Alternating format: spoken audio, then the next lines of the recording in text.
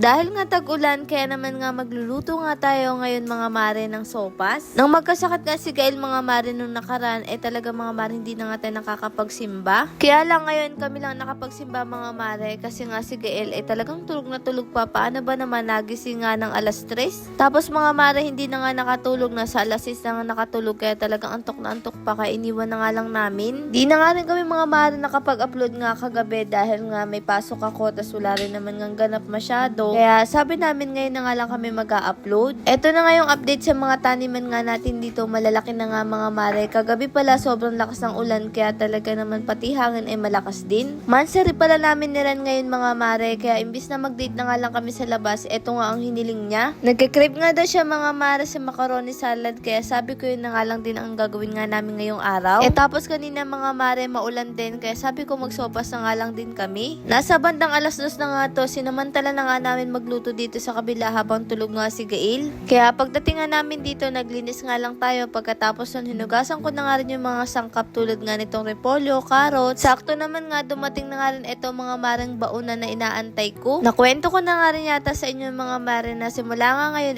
magbabaon na nga ako ng tanghalian. Kaya naman nga bumili ako nito mga mare para nga sa ganun meron nga akong pagbabaunan para hindi nga rin mabilis lumambig ngayong ilalagay kong ulam. Minsan kasi mga mare o madalas nalilipasan nga ako ng pananghalian dahil nga minsan wala kaming bacon. Kaya naman nga nung dumating nga mga mare, tuwang-tuwa talaga ako dito. Naalala ko tuloy dati yung bauna namin na hinahatid sa amin ni mama minsan nga isira na nga yung takip. Kaya naman madalas ang bauna namin noon mga mare yung binibigay nga sa amin na lalagyanan nga ng ice cream. Na napagkakamalan nga na may ice cream pero minsan ang laman tilapia lang pala. Nakakatuwa talaga mga mare ngayong araw. Paano ba naman naghahanap nga kami ng kape, wala na kaming stock ng kape. Tapos mga mare, sakto dumating nga ito mga maring stock nga natin barley, meron nga dark choco, meron nga rin dito mga maring juice, saka ito nga ang kapeng hinahanap nga natin kasi gusto nga namin magkape ni Rat. May nabili kasi akong malutong na tinapay mga mare, masarap nga isawsaw yun dun. Kaya naman nga itong si Ran, inasikaso nga yung mga stock natin. Ako naman nga habang busy si Ran, inasikaso ko na nga rin dito mga mare ang repolyo. Namiss ko nga rin mga mare magluto nga dito simula kasi na magkaroon nga tayo ng mga problema. Madalang na lang talaga tayo dito nakakapagluto. Pero ngayon makakabawi na nga ulit tayo. Aba, eto nga si Ran, ang gusto mga mare kapag gagawa nga daw kami ng salad yung makulay para maiba naman. O diba, napakadami nga mga mareng request. Sino kaya ang nakaka-relate sa inyo mga mare, yung mga mahilig sa kape kahit nga kasikatan nga ng araw? Alam mo yung nagre-reklamo sobrang init, pero kapag nga tinanong mo gusto mo ng kape, talagang magpapatimpla mga mare. Kung mapapansin nyo nga mga mare, madalang lang mag-3 naman si Ran dahil nga acidic nga siya. Pero dito kasi sa kape mga mare na barley, hindi talaga siya inaatake nun. At eto nga sobrang busy nga ni Ran dito mga mare, at inilagay niya na nga rin etong macaroni. Pagkatapos nun, pinakuluan na rin pala namin mga mare etong ang manok. Eto kasi mga mare ang isasahog nga natin sa sopas natin ngayon. Para maiba naman nga. Eto nga mga mare, sinasabi ko nga sa inyo na tinapay yung malutong. Masarap kasi talaga to isasaw nga sa kape kahit mainit. Sa inyo nga may nakakapansin mga mare nagkakape ako. Ganito lang naman nga ako mga mare nagkakape ngayong buntis ako. Yung saw-saw lang. Hindi ko naman nga kaya humigop nga mga mare ng isang baso nga niyan. Bukod nga dun bawal talaga sa akin dahil nga buntis nga ako. Napapansin ko nga ngayon mga mare parang minamanas na yata yung ilong ko. Hindi ko pa rin kasi nalalaman mga mare yung gender nga ng baby, kaya hindi ko pa rin talaga alam kung lalaki ba to o babae. Kaya ba mga mare, ano napapansin nyo nga sa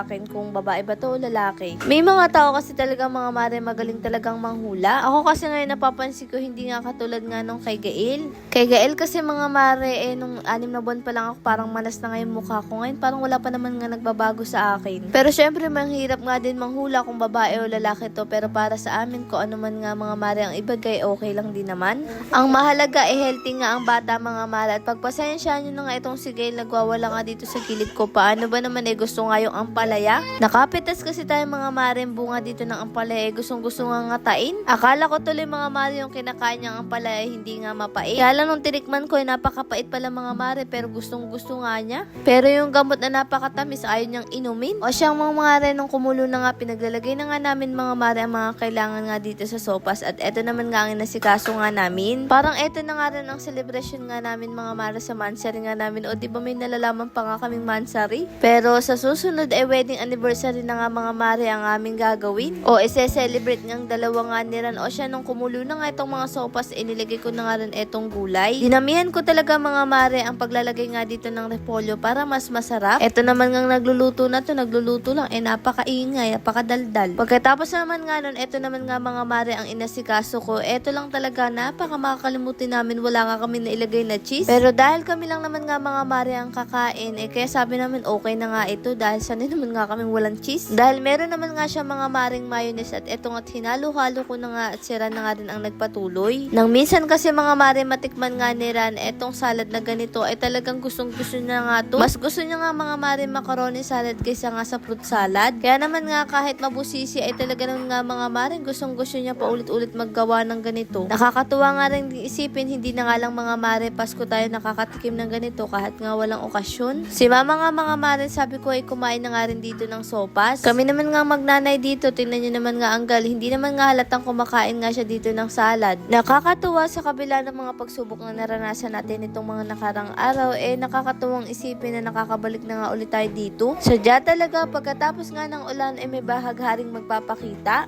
Kaya ano man ang pinagdadaanan natin ay palagi natin iisipin na malalampasan nga natin to. At sa buhay nga natin, sa bawat pagsubok na naranasan natin, ayun ang nakakatulong kung bakit tayo mas matatag. Para kung may maranasan man nga tayong susunod na pagsubok, ay yakan-yakan na nga natin. Lord, marami pong salamat sa lahat ng blessing. Siyempre sa inyo mga mare, paano ba yun bukas na lang ulit?